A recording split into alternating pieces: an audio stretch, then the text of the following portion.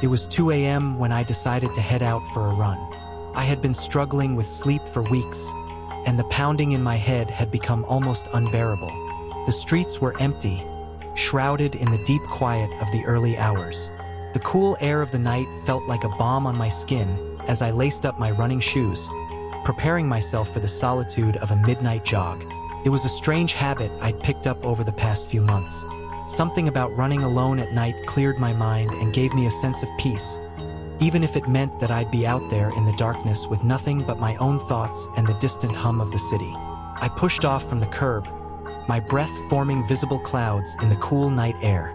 The streetlights flickered overhead, casting long, eerie shadows that stretched across the pavement. The world felt like it belonged to no one but me, silent, desolate, and haunting in its quietude. As I ran, I tried to focus on the rhythm of my steps, the steady thudding of my heart in my chest. But my mind kept wandering. I thought about the things that had been haunting me lately: work, relationships, the dull ache in my body that never seemed to go away.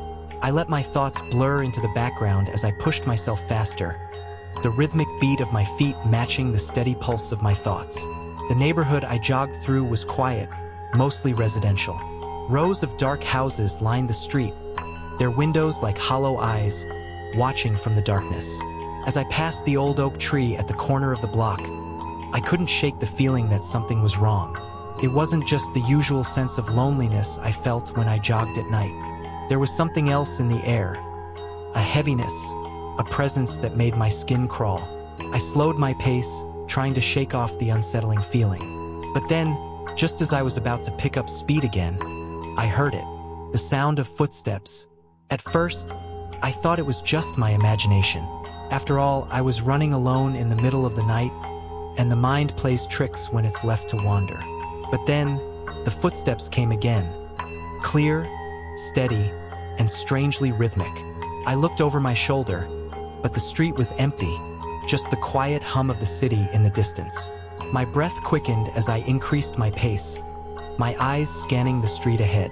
But no matter how fast I ran, the footsteps kept pace with me. It was as though someone or something was right behind me, matching my every stride. I could feel my heart pounding in my chest, my breath coming in shallow gasps. My mind raced as I tried to reason with myself. It was probably just another runner, I told myself. Someone out for a midnight jog just like me. But the sound of their footsteps, they didn't sound like someone running in stride with me. They were too synchronized, too unnatural, as if they were perfectly in tune with every move I made. I didn't dare to look back again, afraid of what I might see. The street was empty when I glanced over my shoulder, and yet, the footsteps never stopped.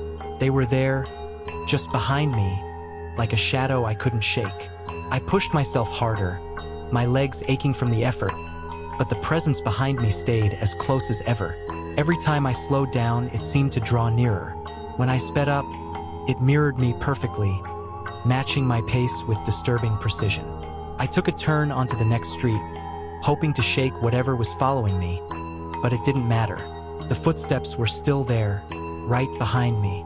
Panic rose in my chest as I realized I wasn't alone anymore. Then, I heard something strange. A voice, low and raspy, like it was coming from a deep well. "Keep running." I froze in place, my heart stopping in my chest. I spun around, but again, the street was empty. There was no one there, only the sound of my own frantic breathing and the faint thud of feet on pavement. I turned back to face the street ahead, trying to ignore the creeping sense of dread that washed over me. But the voice lingered in my mind, like a whisper in the dark. "Keep running." I couldn't explain why, but something inside me urged me to do just that, to keep running. The fear that had been clawing at my chest grew stronger, pushing me forward even as every instinct told me to stop, to turn around, to run back home and lock the door behind me. But I kept going, my feet pounding against the concrete, my body moving almost on autopilot. It was like I had no choice anymore. My muscles ached, my legs screamed for rest, but the footsteps never stopped. They were still behind me, a constant presence, like a shadow that refused to be shaken off. And then, just as I turned another corner, I saw something out of the corner of my eye. A figure, a silhouette standing in the distance, under the dim glow of a streetlight. I stumbled, my heart racing in my chest, but the figure didn't move. It was still and silent, like a statue. My breath caught in my throat as I tried to make out any details, but the darkness swallowed everything. That's when I realized the footsteps had stopped. I turned around, my breath coming in ragged gasps. The street behind me was empty. No one was there. The presence that had been so close only moments before had disappeared. But the figure at the end of the street, it was still there. I could feel the hair on the back of my neck stand on end as I slowly began to move forward again. Each step felt heavier than the last, my feet dragging against the pavement as I neared the figure. I couldn't explain why I was drawn to it. The sense of dread that flooded my body told me to turn around, to run away, but something else, something darker, pushed me closer. And as I approached, I saw something that made my blood run cold. It wasn't a person. It was too tall, too thin, with limbs that bent in unnatural angles. Its head was tilted at an odd, twisted angle, and its eyes, if you could even call them eyes, were hollow, empty pits that seemed to absorb the light around them. It stood completely still, as if it were waiting for something. For me, I froze in place, unable to move, unable to breathe. The world around me seemed to fade into the background as I stood there, locked in place by the sheer terror of what I was seeing. And then it moved, not forward, not toward me. It simply turned its head, slowly, with a jerky, unnatural motion, until it was facing me directly. I didn't know what it was. I didn't know what it wanted. But in that moment, I knew I had to get out of there. I turned on my heel and sprinted away, my legs carrying me faster than I had ever run in my life. The creature behind me didn't follow, at least not at first, but I could hear it, the sound of those long, unnatural footsteps, echoing in the distance. And I could feel it too, the cold, heavy presence, right on my heels. I didn't stop running, not until I was home, slamming the door behind me and locking it with trembling hands. But even now, as I sit here writing this, I can still hear the footsteps, and I'm terrified to go outside at night ever again. I spent the next few days trying to convince myself that what I saw wasn't real. It had to be a trick of my mind, a figment of my overactive imagination. After all, I had been running alone at night for months without incident. Maybe it was just exhaustion playing games with me, or perhaps some odd, half-forgotten dream that merged with reality. But deep down, I knew it wasn't just my mind. There was something else out there, something I couldn't explain. The following night, I couldn't resist the pull of the streets. It felt like an uncontrollable urge, a need to prove to myself that I wasn't losing my mind. Maybe if I ran again, I could banish the fear, face whatever had been following me, and regain my sense of normalcy.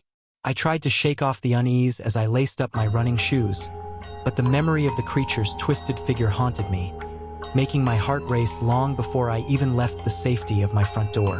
The streets were empty once again, bathed in the same eerie, moonlit glow that had unsettled me so much the night before. The quiet hum of the city felt oppressive, like the air itself was holding its breath. I took a deep breath, trying to calm my nerves, and started my run. The first few blocks were fine. The pavement beneath my feet was solid, and my breath came in steady, rhythmic gasps. But as I made my way deeper into the neighborhood, that feeling of being watched returned, creeping up my spine like a cold hand. I told myself it was nothing, just the nerves from the night before. But then I heard it, footsteps. The sound was soft at first, almost imperceptible, like the faintest echo of my own movements. I paused for a moment, but as I listened, it became clear. The footsteps were coming from behind me, matching my every step with perfect precision. I spun around, but once again, the street was empty. There was no one there, no one in sight. Panic surged in my chest, and I took off running faster, desperate to outrun whatever presence was stalking me. My breath came in ragged bursts as I pushed myself harder, my muscles burning, my mind racing. Then, as I turned the corner of the block, I saw it again. The figure, This time, it wasn't standing still, but walking, slowly. Its limbs moved unnaturally, like they were made of something brittle, like they could snap at any moment. Its head tilted to the side, the hollow pits where its eyes should have been now glowing faintly with an otherworldly light. I froze, unable to look away, a terror so deep it threatened to swallow me whole. The creature didn't move toward me. Instead, it merely stared at me with its empty gaze, as if waiting for something, waiting for me to make the first move. I wanted to scream, to run, but my body was frozen in place. And then, I heard that voice again. Keep running. I wanted to fight it, to break free from its grip, but I couldn't. The voice. It was in my head. A chilling command. An order that left no room for defiance. My legs moved on their own, taking me away from the creature and into the darkness. I didn't look back this time. Couldn't. I just ran. The night swallowed me whole, the silence pressing in from all sides.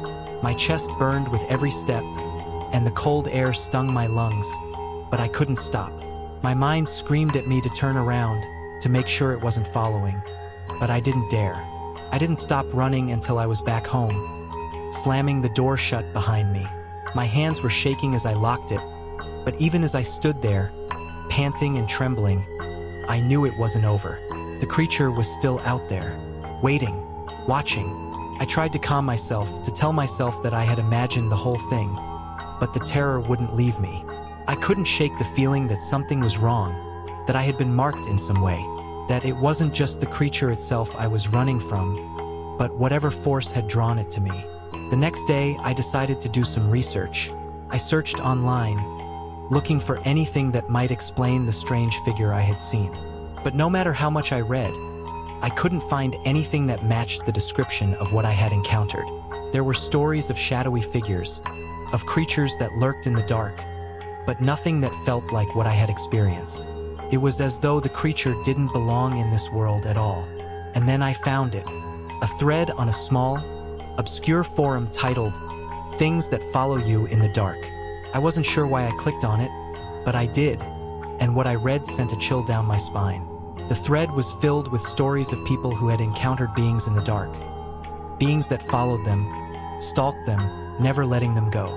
Some of the stories were vague, just whispers of things seen out of the corner of an eye, figures that would appear in empty streets or behind darkened windows. Others were more detailed, recounting experiences that sounded eerily familiar to my own. Strange figures with hollow eyes, too tall and too thin, standing just beyond the reach of streetlights, waiting. The most chilling part was the description of the creatures themselves. They weren't just people. They weren't human at all. They were something else entirely. An entity, a force that preyed on those who ventured into the dark alone.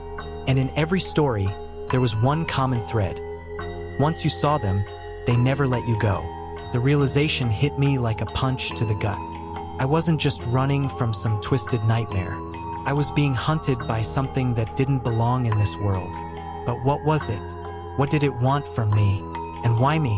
I had no answers, only fear. The kind of fear that creeps into your bones and stays there long after the night has passed. Days passed, and the unease in my chest never quite subsided. Each time I tried to convince myself that I was imagining things, that it was all just a product of stress and exhaustion. The memory of the creature's hollow eyes and its unnatural movements would return, clearer than ever. I couldn't escape it. The thing, whatever it was still out there, watching, waiting. I stopped jogging at night. I couldn't bring myself to step outside after dark. My routines changed. I stayed indoors, pacing through the evening hours, my mind endlessly circling back to the same thought. What if it came for me again? It wasn't long before I started hearing things at night. Small noises, barely perceptible. The faint scrape of something against the walls. The soft sound of footsteps in the hallway, just out of view. My heart would race as I'd freeze in my bed, listening intently, but each time I looked, the house would be silent, empty, nothing. The walls seemed to close in around me, the shadows growing thicker as the nights went on. Couldn't sleep. Every creak of the floorboards, Every gust of wind tapping against the windows felt like a prelude to something far worse. The creature had marked me, and it wouldn't stop until it had me. But I couldn't hide forever. It had been a week since that last run, and something inside me snapped. The fear of being trapped in my own home, paralyzed by terror, began to overwhelm me. I needed to take control again, couldn't let it win. The creature might be out there, but I couldn't let it define my life. I had to face it. I grabbed my running shoes once again. This time I planned to end it. I would go out at night. At the same time I saw the creature last and confront whatever was stalking me. If I had to face it head-on, I would. But deep down, I knew the truth. Nothing I did would ever make it go away. I left my house, my legs trembling with anxiety as I stepped into the familiar, moonlit streets. The air felt colder than usual, almost suffocating. As I jogged down the block, the same dread returned, washing over me in waves. I tried to push it down, to keep running, but every step felt like a weight dragging me deeper into the darkness. I took the same route I had on that fateful night. The same street corners, the same quiet houses looming in the shadows, the same eerie silence that made the world feel as though it were holding its breath. But there was no sign of it, not at first. I told myself I was being foolish, that the creature had simply been a hallucination, a manifestation of my own fear and isolation. I told myself that the terror of the past week had been a result of anxiety, not something supernatural. But even as I told myself this, I knew I was lying. I could feel it in my bones, the presence, the heaviness in the air, the unshakable feeling that something was watching me. I was halfway down the street when I heard the footsteps again. This time, they weren't behind me. They were in front of me, soft, steady, growing louder with every passing second. I stopped dead in my tracks. The creature was waiting for me. I could feel its presence in the air, thick and oppressive, like the weight of an oncoming storm. I turned slowly, my heart thudding in my chest as I tried to steady my breath. And there it was, standing just a few yards away from me, in the shadows beneath a flickering street lamp. Its figure was unmistakable, too tall, too thin, the same hollow pits where its eyes should have been. But this time, there was something different about it. Its limbs were even longer, more disjointed, stretching and bending unnaturally as it moved toward me with a slow, deliberate pace. It tilted its head, as if studying me, its presence suffocating. I could hear its breathing now, labored, raspy, like something desperately trying to draw in air through long, jagged breaths. It didn't speak, but I felt the same voice in my head again, the same chilling command, "Run." I wanted to scream, to fight back, but my body wouldn't obey. I was frozen in place, unable to move, unable to even take a step back. The fear coursing through me was paralyzing. The creature took another step closer, and this time, I could hear the unmistakable sound of its feet scraping against the pavement. It wasn't just walking anymore. It was stalking me, drawing closer, as if savoring the terror it was causing. I closed my eyes, the reality of the situation crashing down on me. I had been running from it, trying to outrun it, but there was nowhere left to run. It had already caught me. I was its prey now. And then it spoke. "Why do you run from me?" Its voice was a distorted, hollow echo, like it was coming from miles away, deep beneath the earth. It sent a shiver down my spine as the words sank in. I opened my eyes, finally forcing myself to look at it. And for the first time, I saw the thing that had been following me all this time. It wasn't just a creature. It was something older, something deeper than the darkness around me. A predator that had existed long before I'd ever set foot on these streets. And now it was here for me. "I'm not human," it whispered, its head jerking forward, its voice like nails scraping against stone. I took a step back, feeling the terror surge inside me. But just as quickly as it appeared, the creature started to dissolve into the darkness, fading away with the wind, like smoke evaporating into the night air. The footsteps stopped, the breath stopped, the presence vanished. I stood there in the silence for what felt like an eternity, my mind struggling to make sense of what had just happened. But I already knew. What I had encountered wasn't just a nightmare or a trick of the mind. It was real, and it was never truly gone. I ran back home, heart pounding, breath coming in sharp gasps. But no matter how fast I ran, I couldn't escape the feeling that it was still out there, watching me from the dark corners of the world. The chase never ends. Not really.